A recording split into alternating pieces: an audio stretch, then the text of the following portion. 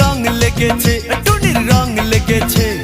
টুনি নাকি সিনেমার নায়িকা হয়েছে। সেই ছবিতে নায়ক নাকি থাকবে সাকিব খান। ছবিটার নাম নাকি তুমি আমার জান। টুনির জ্বালায় এবার আমার যাবে রে প্রাণ, যাবে রে প্রাণ। রং লেগেছে, মনে রং লেগেছে। টুনি নাকি সিনেমার নায়িকা হয়েছে।